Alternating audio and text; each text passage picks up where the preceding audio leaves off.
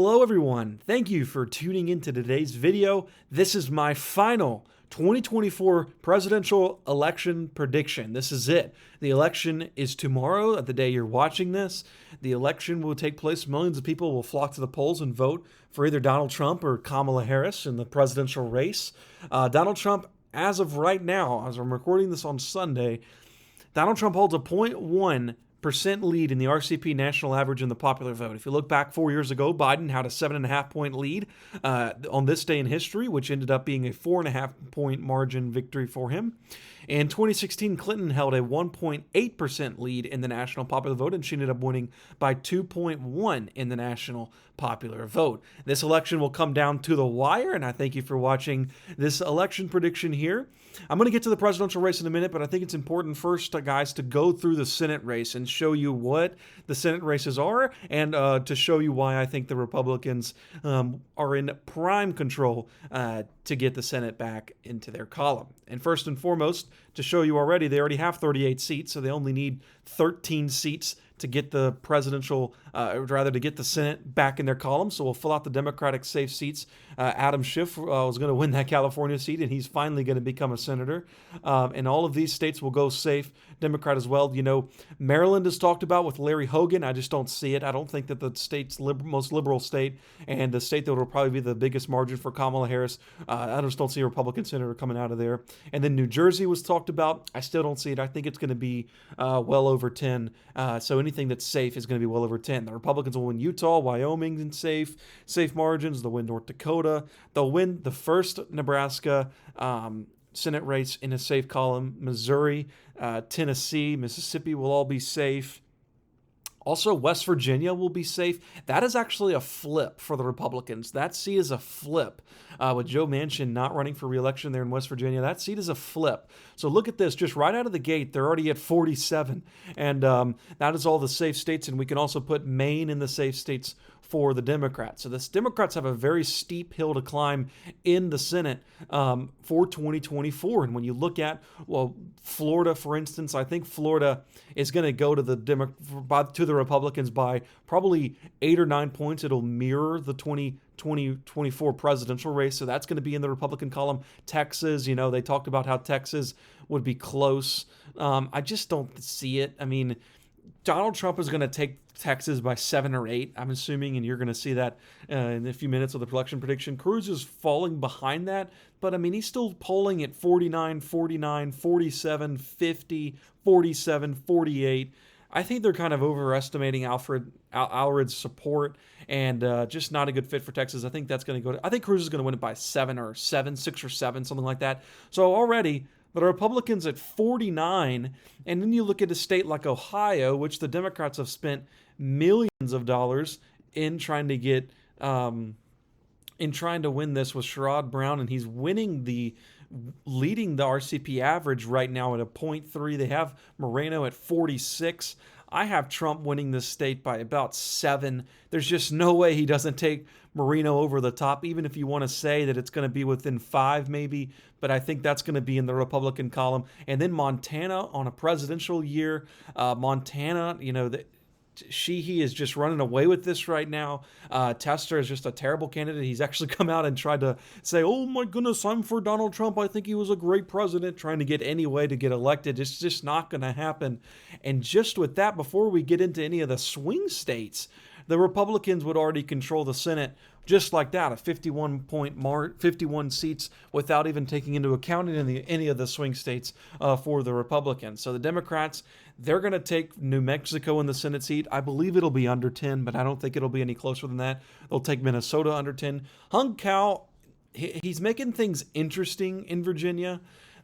The Republicans feel like Virginia is a potential flip, and I think Hung Cao is actually one of the, stronger Senate candidates that the Republicans have.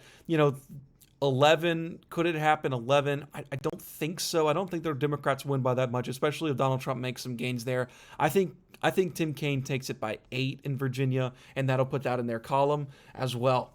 Let's get into the swing states. So Nevada's very interesting. And we're going to talk about that on the presidential race. Sam Brown led this poll, Susquehanna, 47-46. And if you look at Look at Brown's numbers: 44, 43, 45, 41. Those numbers aren't just not going to hold up at the end of the day, especially what we're seeing in the early voting in Nevada with the Republicans coming out heavy. They're coming out strong. I think this race will go down to the wire. I do expect Rosen to take it in the Nevada Senate, but I don't think it's going to be by much, and that could be a sleeper flip for the Republicans. Let's go to Arizona next. I wanted to go through these quick. I didn't want to spend much time on this because I know y'all wanted to hear the presidential race, but this is just as important. I just don't know what it is about Kari Lake that the Arizonans don't like. I just don't understand it. It's not that I think that she's a terrible candidate, or rather that she's such a great candidate. I just don't think she's as terrible as some of the people make her out to be. 49-43, could I see it going to Gallego by 4? Absolutely. One of the things that does give me a little bit of caution here is Atlas Intel, which was the most accurate pollster in the 2020 election and the 2022 election, has Kari Lake up by 1. I think Donald Trump is going to win this state by around 4, and we're going to talk about that in the next part of this video. But I just don't think that's going to be enough to get Kari Lake over the top, and I think that the Democrats are going to win this seat. I think he will win it by 4, honestly. I think that's a pretty good margin right there for the Democrats. So 51-45 right now, and it comes down to these 3 other states. Look at Wisconsin, what Hovde is doing there. He has rebounded in this race and come all the way back, and he now just trails by 1.3 to Tammy Baldwin, and Tammy's just a terrible, if you look at if you look at his numbers versus her numbers, I think his numbers are very believable, and I do think that Donald Trump is going to take Hovde over the top in Wisconsin and put him headed to the Senate and give the Republicans another seat. Michigan, I don't see it happening in Michigan. I just don't see it. I think Mike Rogers is a good candidate, and he has been leading some of the polls. I don't think that Slotkin is like the best candidate ever, but I think this margin, 48-41, won't hold up at the end of the day. I do think it's going to be close. It'll go down to the wire, but I expect the Democrats to carry that seat in the state of Michigan. Pennsylvania, when you look at Dave McCormick and what he's doing, going basically across the state, campaigning for Donald Trump so much, Casey's favored to win. I don't think that McCormick's going to have a 45 if we're talking about Donald Trump with 49, 48, 50, which we've been seeing in every single poll that's come out in the Pennsylvania presidential race. There's not going to the split ticketing really only will happen in Arizona in the Senate race. I really think so. So if we think that Donald Trump's going to win Pennsylvania, I do expect McCormick to carry the state there in Pennsylvania, and that will be all of the states, I believe. I feel like, the Nebraska special election, that one has looked closer, but I do think the Republicans will take that. So my final Senate prediction for the 2024 race for office is the Republicans 54 and the Democrats 46. And again, very easy to flip it. You're talking about if you just take even all of these swing states out of it, the Republicans still have 52 Senate seats. So even if they lost, all of these seats, which would be pretty much a doomsday scenario for the election night and wouldn't bode well for President Trump, 52-48, they still win the Senate. So, I mean, it's going to be virtually impossible for them to lose the Senate unless they just bomb in a state like Texas, which just doesn't show in the early data, or bomb in a state like Montana. It's just not likely. And the Republicans are well on their way to win the Senate. But I do expect them to win a couple of more seats, as I said, 54-46 for the Republicans in the Senate. All right, so let's get into it. This is my final 2024 presidential election prediction. Donald Trump versus Kamala Harris. Are you ready? I'm ready. This is it, and this is my final prediction. When we look back to my map last time, I actually had a pretty good map. People said I got it wrong, whatever.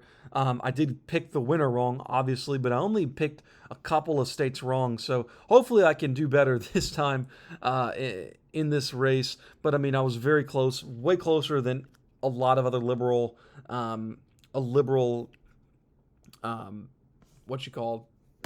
very, very much closer than a lot of other liberal news organizations. I think I had Donald Trump winning somewhere around the line of 297 to 241 over Joe Biden, and he obviously lost the race. But let's get into it. Kamala Harris versus Donald Trump. We'll start by filling out all the safe states for the Democrats, and these are the states that will go to the Democrats by 10 or more points. So we're going to fill this out. Washington, Oregon, California, Colorado, Hawaii will be in there. You'll also have a state like Illinois in there. You'll have Vermont, Connecticut, New Jersey, which I think New Jersey is interesting. I think it could be close. Delaware, Maryland, the District of Columbia, Rhode Island, Massachusetts. We can't forget about New York, which obviously New York, Donald Trump would campaign there. Can he get it within 10? Maybe. I don't see it, but it's possible.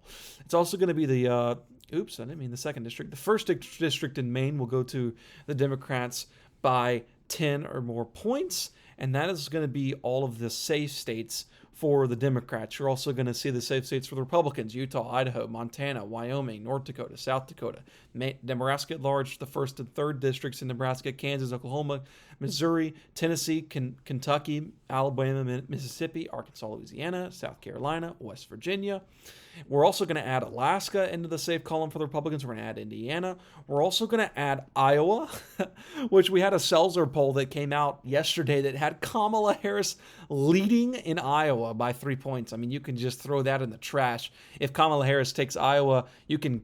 I mean, this would be a landslide. I actually did it on the Swing-O-Meter, trying to figure out what it would take for Kamala Harris to win Iowa, and she would have to basically win back the non-white the non-college graduates. She would have to do significantly better with college grads, and you see that there would be the flip. And it's about the margin that Seltzer had it. You know, it would be double digits in the Rust Belt, 12, 14, 12. South Carolina would flip. Texas would flip. Florida would flip. It's just not happening. Alaska would flip. I mean, that would just be bazonkers. And I would honestly just delete everything I have about politics if Kamala Harris comes within 8 of winning, or 7 or 8 of winning Iowa, and I think that's going to be a safe state for Donald Trump. I also think Ohio is a safe state for Donald Trump. He will win that state by 10 points or more. Florida is in there. The early data in Florida is looking just absolutely phenomenal for the Republicans, which you see, and that'll be in his column in a safe margin. You can also put the second district in Maine in the safe. We'll come back to the second district in Maine. All right, let's get into the likely states. So the likely states are going to go to either candidate by around 5 to 10 points, and I'm going to put Texas in there for Donald Trump. I think he wins Texas by 8. When you look at Texas in the 2020 race, you know, you saw some shifts in the Fort Worth area and Dallas area. You saw some shifts in San Antonio, Houston area. Houston actually not as much shift, but you saw a lot of shift to the right in the western part of the state. I think you continue to see those trends. He won it in a bad year for him by around 6. I think he expands that margin to about 8. He does bring Cruz over the top in Texas, like I mentioned on the previous part of the beginning of this video, and that puts that in his column, and that gets him to 218 right out of the gate in safe states for him. Kamala Harris will win New Mexico by a safe margin. You know, Donald Trump actually held a rally in New Mexico. Internal polling suggests it's close. Internal polling suggests it's close. I just don't see it. I just don't think it'll happen. It'll happen. You know, you saw some trends right in 2020.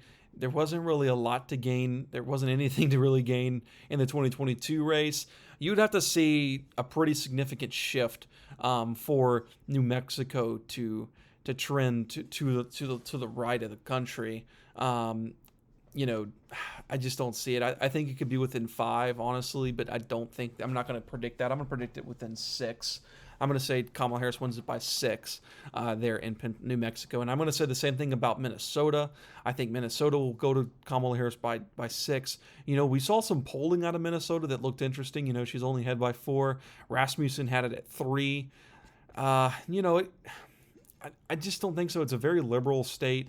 You know, it's Tim Walz's home state. Biden won it by 8. I think Donald Trump could get that down to 5. So we'll actually put in the lead margin, honestly. We could get it down to... Trump could get it down to 5, and we'll see what happens there. Virginia, you know, Republicans feel like they're doing very well in Virginia. These are the lean states, by the way. We're just going to go ahead and go to lean states. I only had one likely, which was New Mexico and Texas. So lean Democratic states, Minnesota, Virginia. This is anything from 3 to 5 points, or rather 2 to 5 points. So lean Democratic states is Virginia. You know, Virginia... The Republicans feel like all their early data in Virginia have looked really good. You know, the polling suggests that Kamala Harris is starting to turn a corner in Virginia, you know, +2 for Harris. I will say one thing about the polls and the polls that have it close. Donald Trump at 46, you know, I think this margin's about right. 49 to 44, 5.5. That's still a 5-point swing with Joe Biden winning the state by about almost 10 points in 2020. I think 10.1. I think a 5-point swing in the Republican direction would make sense. So you're looking at right now 219 to 218. We're also going to put New Hampshire in that lean Democratic state, and that's going to make it 223. We're going to put Maine at large in this lean Democratic state, and we're going to put Maine second in the lean Republican, and we're going to put Nebraska second in lean Democrat. So right now, this is what the race is. It's 226 to 219 before we get to any of the swing states. This is where the race is at. And I think this is the absolute floor for both of the candidates. None of the candidates are probably going to get lower than this unless you have just a dramatically good night for Donald Trump or a dramatically good night for, Kamala Harris, where she's able to go out there and maybe flip a state like Florida, which, I just don't see that would happen. But, that would have to be a dramatically good night. I think 226 is probably Kamala's, 219, is probably Donald Trump's absolute floor in that worst case scenario for him. All right, so let's get it through it. Let's jump through all 7 of the swing states. We're going to start on the East Coast. Or the West Coast, and we're going to go to Nevada first, and we're going to look at the swing-o-meter because I do think that Nevada is a very, very good situation for Donald Trump to potentially get this in the flip. And when we think about Nevada and how it's historically polled pretty well, and it's generally underestimated Democrats, honestly, in the Democratic state, in the Democratic polling. Right now, Donald Trump leads in the RCP average by 1. When you look at the Nevada early voting, the Republicans are leading the early voting in Nevada. They're actually leading it right now by about 5 points. We got about 1 million votes in this early data. If you look at 2020, we're expecting, just about 1,300 votes, I think. So we got a lot of the state already in, and Donald Trump has a 5-point lead. And when you look at Clark County, Donald Trump holds a lead in the early voting in Clark County, a county that Joe Biden held by 9 points. And when you look at Donald Trump in Nevada, I think he is going to improve a little bit with the non-college graduates, and he's probably going to crack the low 60s. I think he holds his own in the white non-college graduates, but I do think Kamala Harris gets some back there. I think black turnout shifts back to Trump, and it does, drop off a little bit. And the Hispanic vote, I think, will go to him significantly more than it did in 2020. I think the Asian vote will shift to Donald Trump. And right there, you see about a 2-point margin, which is about where I have it. 2.1, that's where I'm going to say that Donald Trump's going to take Nevada by that margin. It's going to be enough to put it in a lean margin for Donald Trump in Nevada. And the early vote data would suggest this. As I said, he's leading by 5 with 1 million votes in the early voting. And, all these independents, they generally break towards Trump. It's honestly astounding what we're seeing out of the state of Nevada. John Ralston, who is one of the premier Nevada guys, he nails it every time. He's going to probably predict a Trump victory in Nevada. He predicted Biden would win Nevada by 2, and he won it by 2.4. And so I don't think it's enough to get Sam Brown over the top in Nevada, but I do think Donald Trump carries Nevada in this election. Let's look at Arizona. Arizona is looking absolutely phenomenal for Donald Trump, and this is a state that he's polled consistently well in. It's a state he only lost in the 2020 election by about, 11,000 votes. And when we take Arizona, we look at Arizona on the swing-o-meter, he's got to find 11,000 votes. How does he do it just right off the bat? Well, I think he is going to increase his share with the white non-college graduates, and I do think they're going to turn out a little bit more for him. I think he's going to hold his own. We can give a couple of points to Harris in the non-college graduate. I think he improves with the black vote, maybe about 2%. Hispanic vote, as I said, is going to significantly going to favor him. I think black turnout's going to be lower. That might be enough to flip Maricopa County, which is what we're seeing in the polling. I think the Asian vote is going to come out and vote for Donald Trump, in a margin. And when we look at what is going on right now in Arizona, the Republicans are leading the early vote by almost 200,000 votes. That is astonishing numbers. The Democrats led by 20,000 votes coming into the 2020 election, where they, barely carried the state, and the Republicans have almost 200,000 vote lead, and that's not even counting what is going to happen on election day. I think this is an easy state for Donald Trump to win. I think he wins it by 3 or more points, to be perfectly honest. And I think that's why, Nevada and Arizona are safely in his column. I think this is why he's not going to campaign there between now and the election. And that's just astounding to consider that both of those states were ones that he lost in 2020. As I said, if we just shift over the margin just a little bit, that's about a 2.3 margin for Donald Trump. And I probably, was generous in giving Harris 36% of white non-college graduates in a state where the Republicans' registration data has been just off the charts. I think he can flip back a county like Maricopa County and put that in his column. All right, Georgia. Georgia's looking also very good for the Democrats. For the Republicans. When you look at Georgia, the polling there has been historically accurate. Honestly, like really, really accurate. Donald Trump in 2016 was polling at about a 4.5 point margin. In 2016 he carried Georgia. If it comes up, he carried Georgia by close to 5. So underestimating him a little bit, but right on the money. Won it by 5, was polling at 4.6. Biden in 2020 polling at 0.4. He ended up winning it by 0.2, I believe. If I'm doing my math correctly, he won it by 0.2. So the polling in Georgia is one of the more accurate polling states in the country. Donald Trump right now, 2.3. That's right, 2.3. And when you look at Georgia on the swing-o-meter and what Donald Trump has to do in this state, in a state where he only lost by 12,000 votes, and just right off the bat, I think black turnout is going to dip probably by 3 or 4 points. I think it is going to shift back to Donald Trump. The black turnout is just not going to be as high. And I'm going to be generous. I'm only going to say he wins about 8% of the black vote, and Kamala Harris holds her own with about 90% of the black vote. I think he does even gain some more points in Georgia with the white non-college graduate. I think he holds his own here, even if we give Kamala Harris some points in the white college graduate. Whoever wants to vote on democracy and all that stuff. The Hispanic vote and the Latino vote will continue to shift to the right.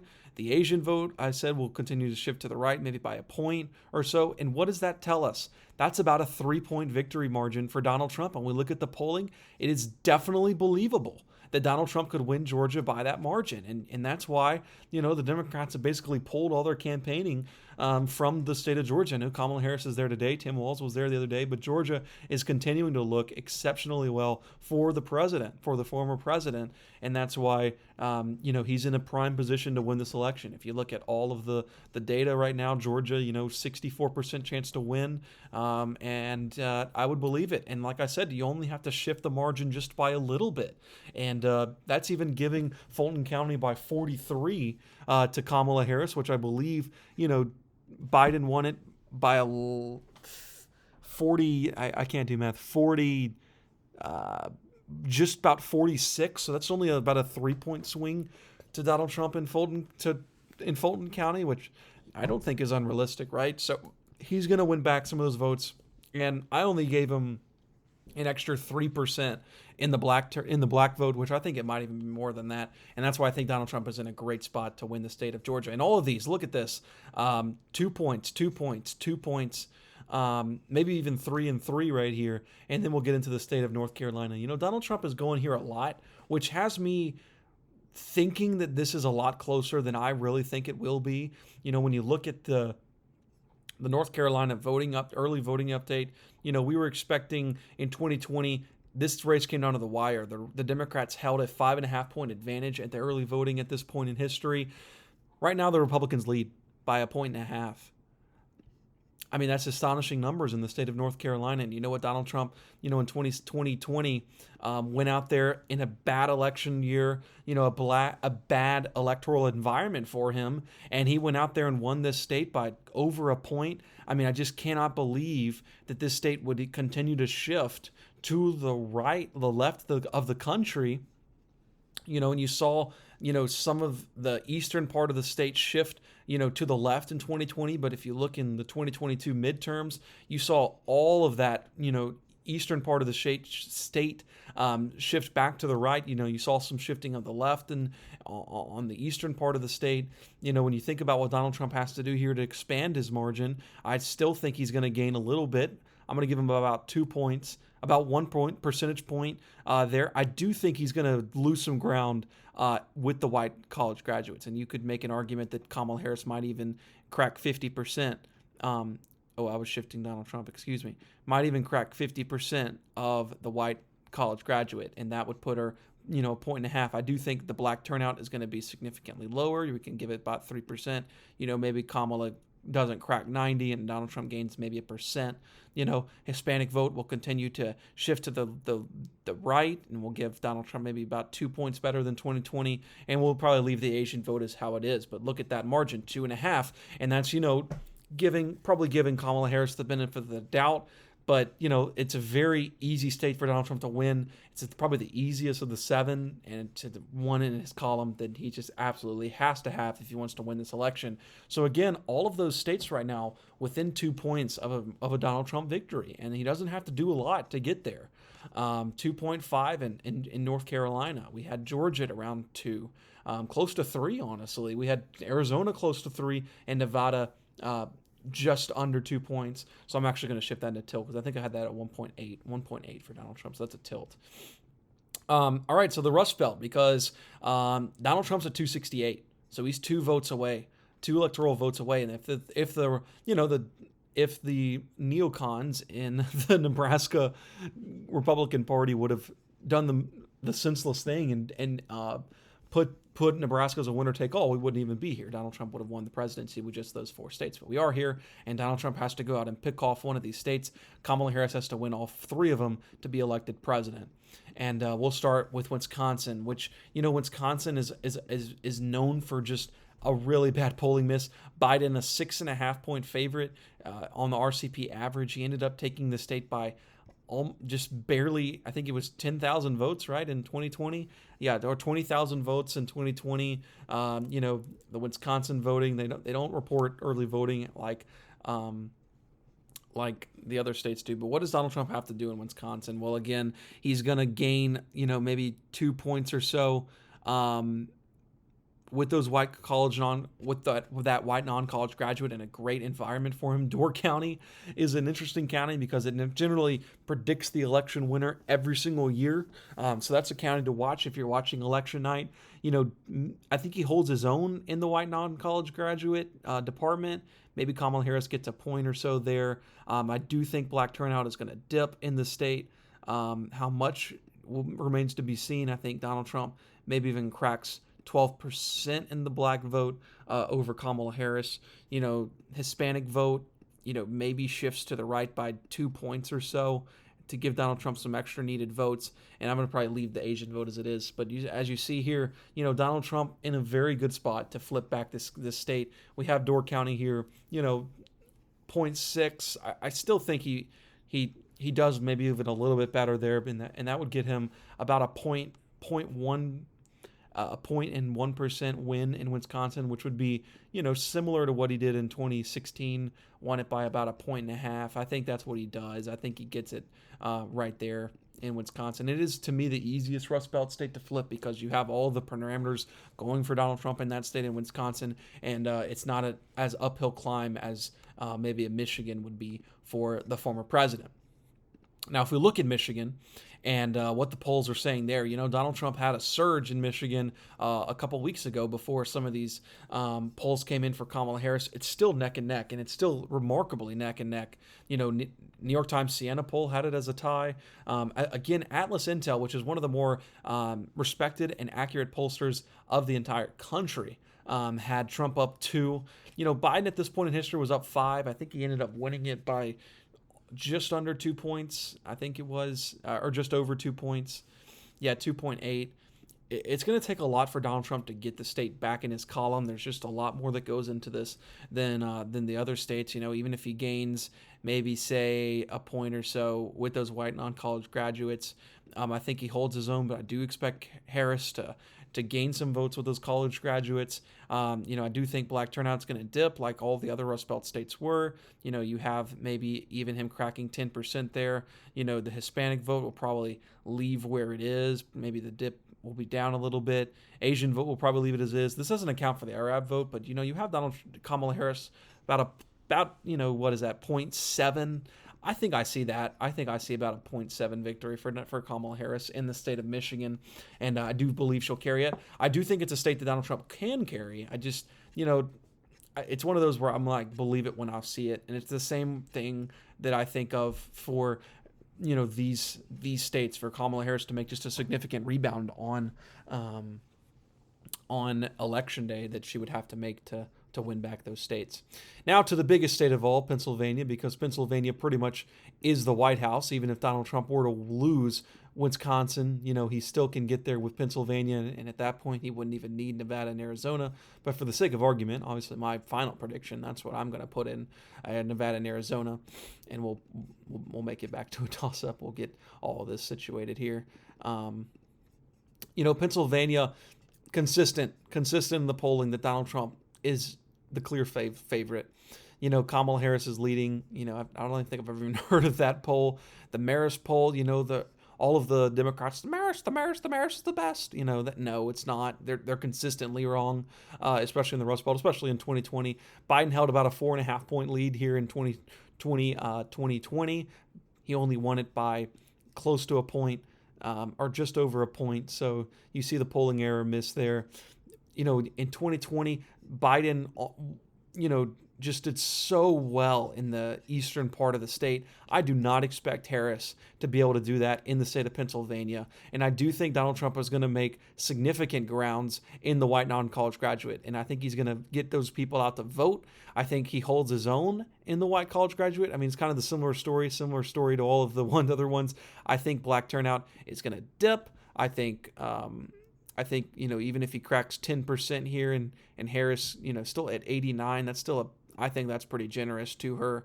I think Donald Trump does gain in the Hispanic vote in the state, and I do think that it actually upticks a little bit. I think, maybe we'll leave the Asian vote. Donald Trump right there, about a 1.5 victory. I have that. That's exactly what I have. I have him winning the state by a 1.8, winning that state, and that's going to be his state to gain right there. So that is my final election prediction right here. Donald Trump with 297 electoral votes, Kamala Harris with 241 electoral votes. I think the Sun Belt is pretty much locked up for him. So on election night, when you're watching those returns come in, Wisconsin will count faster this year than they did in 2020. Donald Trump will need to hold about a 300,000 vote lead. If we look at Pennsylvania and what they've been doing, and this is why I think that Donald Trump is probably in the best position he's probably ever been in Pennsylvania. The Dem firewall right now is 406,398 votes in mail-in voting. Their firewall in 2020 was 1.1 million. So the Republicans have cut that essentially in half, with the return rate basically the same. They're down, 23 points.